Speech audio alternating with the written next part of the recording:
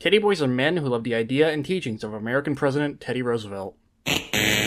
Teddy boys are men who like to dress up like stuffed bears and do things in costume? Okay, third time's a charm. Teddy boys are a subculture of British youth who were heavily influenced by Edwardian fashion, several post-World War II subcultures, and had a love for rebellion. The story will continue after this.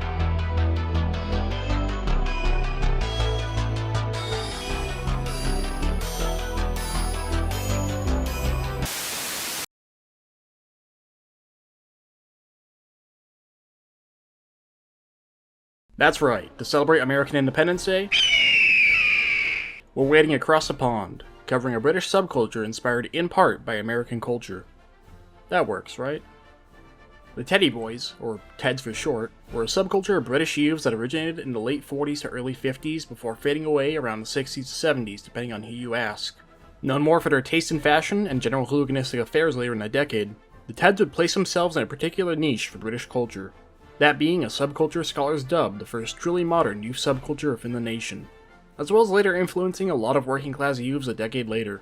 But if you want comparisons from around the same time, think the German Halbstacke, Russian Stilyagi, or American Greaser or Beatnik. Just more British and not like these three on a finer level. Why exactly? Well, that all goes back to the Victorian era. More specifically, the last few decades of the 19th century. Scutlers, while just being used as a footnote here, was a collective term for youth gangs in and around late 19th century Manchester, who were known for a style of group fighting known as scuddling. More up to general hooliganry than anything, the Scutlers distinguished themselves from other groups through distinct taste in fashion and being predominantly made of youths without anyone over a certain age on their hierarchy. If you want more on them, it's just Victorian street urchins with Mancunian accents and a dress code. I'd recommend doing some light historical and sociological research if this somehow sounds more interesting than the Teds we're going to talk about in a minute or two. These guys are also now on our ever-growing list, even if we just put them down as street urchins, along with this other group. Decades later, higher in age and on a social ladder, the Edwardian dandy would come about. Now dandyism itself, great upper-class subculture it is, existed throughout the Western world since at least the Enlightenment and French Thermidorian reaction. A few key takeaways for dandies are that they embrace an image of refined beauty only seen on stage, along with distancing themselves from anything too close to nature or of poor taste. English dandies in particular came to prominence in the middle of the century, becoming a bit of a Victorian staple. I mean, just look at all these caricatures of them. But jumping to her son and successor, Edward VII, the late Belle Epoque and a world before the addition of War I, saw fashions changing from the theatrical taste in dress associated with his mother. Edwardian men's fashion, and by extension the dandies of this era, was more trimmed down and a lot like we wear today compared to those Victorians, with men wearing tighter suits with shorter coats, along with slight influences from the European continent at the time. That's a neat little tangent. Hopefully enough context and fashion helps, because we're gonna skip a few decades and get... Oh, I forgot about World War II and its prequel. The only notes I can put for both is that wartime rationing leads to fabric, and the materials behind it, being used elsewhere, creating shortages. Aside from a few issues of zoot suits in the States during World War II, along with a broad Scottish subculture of delinquent youths who were referred to as Neds, who were reported to have been around in the 1930s, but they were just not as organized from what we could find. Don't worry. They're on our radar now. Tangent to some context aside, that brings us to Elizabethan England. Not that one. Elizabethan England. Immediately following the Second World War, with rationing still in effect, tailors from London's Savile Row would attempt to rekindle Edwardian fashions in a way to work with the post-war rationing scheme seen in Britain until the 50s. Their main target? Military officers and others of the middle and upper class, in hopes of reigniting another trend. If you couldn't tell already from this being mentioned, it was unsuccessful. Luckily for them, there were always discount shops and other places that would take the doom styles off their hands, which would later house the newest trend for some working class youths who just came into some money. It would be thanks to this discounting of attire that the Teds would come about in terms of fashion. As for mentality, we'll have to look overseas from an island that only knows sunshine maybe once or twice a month if they're lucky. Influenced by American hip culture genres like big band swing and boogie-woogie tunes, along with the later rockabilly scene that would sweep the Western world in the 50s, the Teds would style themselves much like many rebels without a cause, donning suede shoes, flashy suits, gelled hair, and sometimes outlandish ties. Their outfits were deemed uncannily similar to the hordes of zoot suiters across the ocean a decade earlier, while still holding a candle to the Edwardian dandy. Such a comparison was warranted, as the Ted would take from hep, cowboy, and Parisian fashions in a more cosmopolitan spin on the antiquated aristocratic style of the Edwardians, with this all being a metaphorical middle finger to the same aristocrats who would liken them to the gangs of Victorian urchins from decades prior.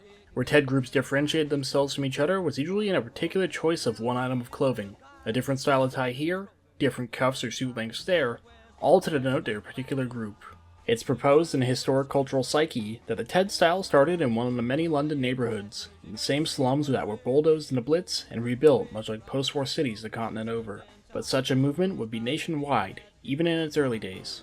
From Aberdeen to Plymouth to Dover, Ted fashion would encapsulate the style of an old aristocracy on a new generation of working-class youth. There's a bit of an interesting story with how the term Ted actually came about, with groups being dubbed terms like Zooties, Spivs, or Kosh Boys up until 1953, where, with the murder of John Beckley in Clapham Common by a group of lads calling themselves the Plowboys, Ted would take hold.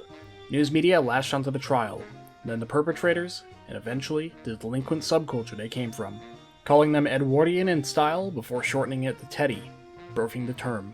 Of course, the image of crime would not escape the Teds, but more on that later.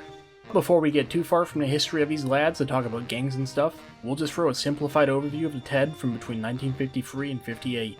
Associated with rock and roll when it first came across the scene in the same decade, the Teds would influence the styles of many in the British rock scene for years to come, along with the setting of a new standard for youth subcultures across the country years later.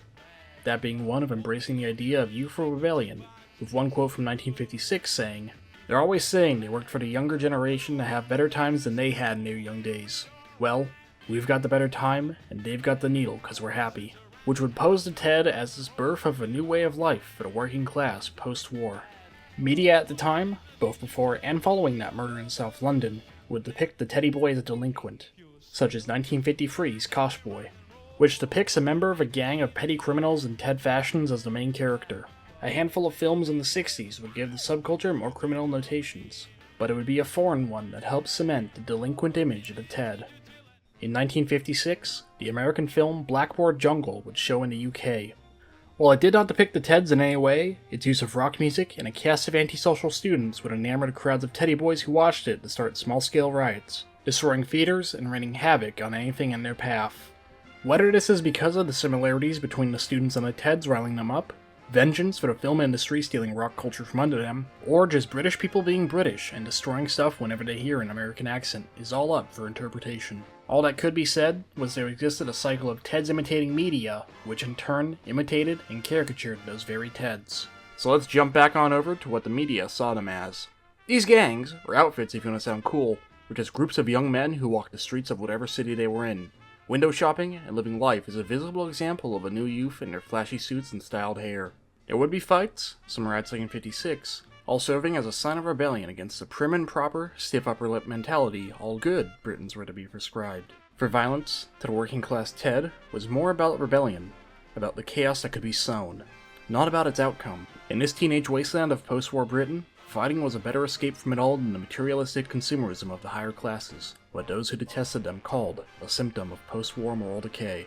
Each group of Kosh boys knew in a way that they were the new generation that Great Britain would be built up upon. Ironically, the media would paint these later groups as more nostalgic for the times of Edward and when Britain was at the helm.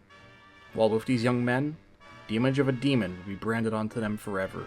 For what I can only presume to be a hallmark for every episode in the series at this point, we're going to go on a brief tangent here. The Teddy girls were a female counterpart to the Teddy boys. Called Judies, these girls would emulate the same Edwardian stylings of a working-class twist as a finger to British austerity, later adopting American trousers, skirts, and hairstyles when they were in vogue. Understandably enough, in comparison to the Teds, the Judies were overlooked in the grander scheme of the two.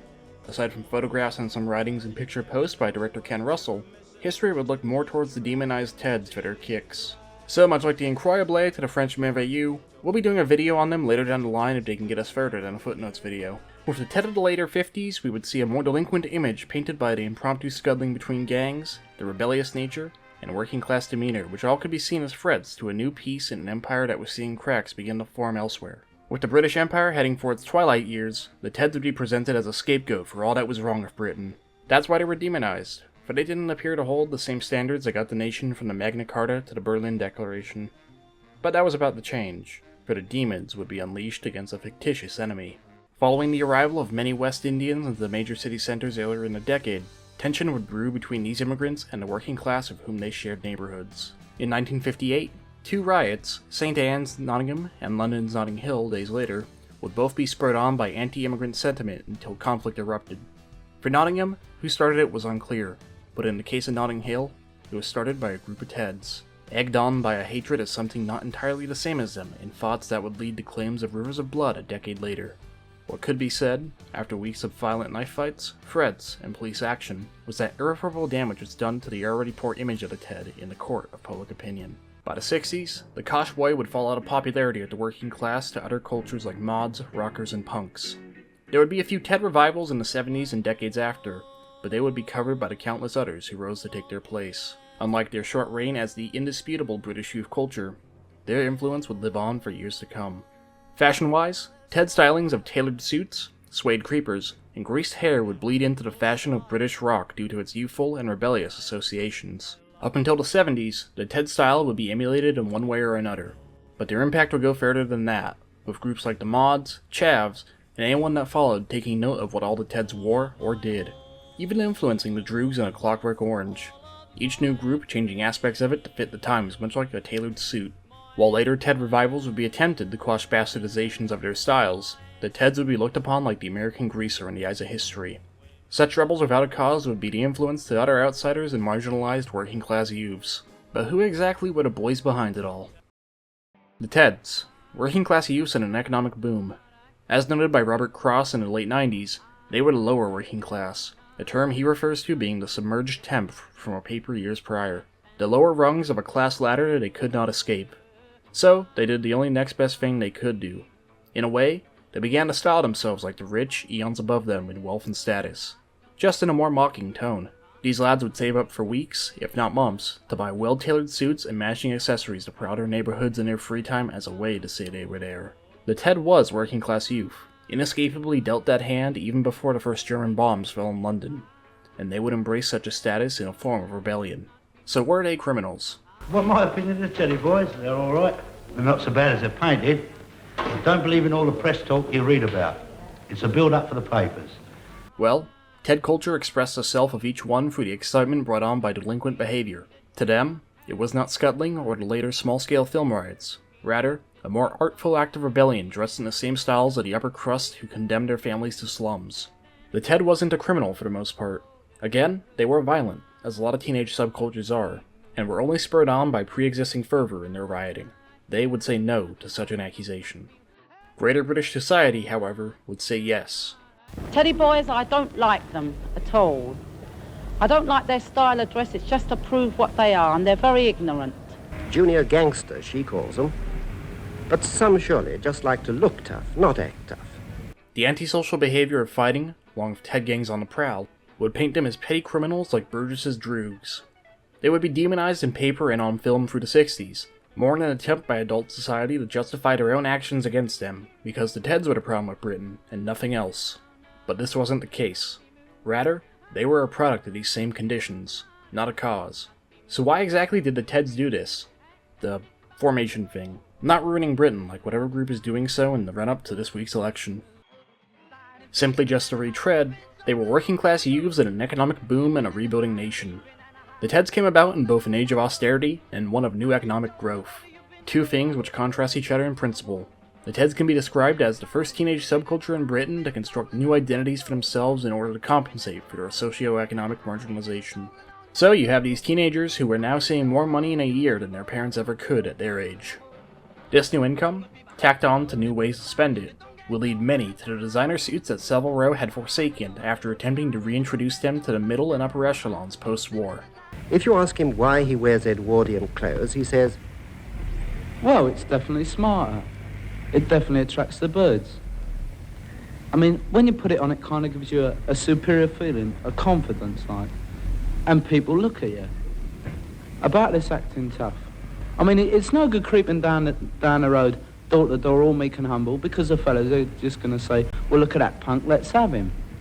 The Teds were a classic example of being products of their times. The aforementioned mix of more money and a rebellious attitude to the austerity of the Attlee ministry and their spending habits would prove viable for this new scene, alongside such fashions also being, as we have said, An unintentional act by the Teddy Boys to appear posh while holding their working class roots. But of course, as with any rebellion against the status quo, in one form or another, it would have its problems. The Teddy Boy would be seen much like the contemporary American greaser, young troublemakers with a penchant for destruction beneath their well-tailored exteriors. The 50s Teds, as products of propaganda or their environments, lashed out in youthful anger against whatever they could. Be it the murdering of a man for calling someone a flash cunt, the racial conflict spurred by fascist propaganda in working-class neighborhoods rife with foreigners, or even just outfits wrecking a theater or park in a spur-of-the-moment riot. The Ted was seen as exorbitantly violent by the wider world. Coinciding with a nearly 100% rise in youth crime rates between 1955 and 59, the Teds would reflect such a demonic image bestowed upon them before their prominence, which of course would only enforce such a cycle.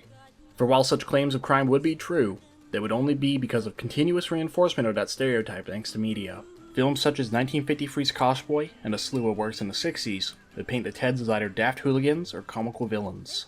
Such an image in the early days would wear off on the impressionable Ted, only leading to reinforcement of this idea within the culture. This demonization, as would be pointed out for a nearly similar group decades later, came about because the blame needed to be shifted to someone else, and these rebellious youths were seen as one such target to claim a declining society. It would be the Ted who, while building a new working-class identity for Britons, would be shifted this blame, only for them to be used as an unknowing instrument of destruction against a more perceived threat to an old status quo. That's the Teds, a group of lads who more or less helped set a precedent for working-class subcultures in Britain for years to come. From dressing like dandies while punching like heavyweights in youthful rebellion, to an eventual embracement of the demonic image the British public accused them of having, all culminating in a cementing of their status as the grandfather of countless British youth movements years later. As a product of their times, they would bear it all for the world to see. This has been a glimpse of Britain's future.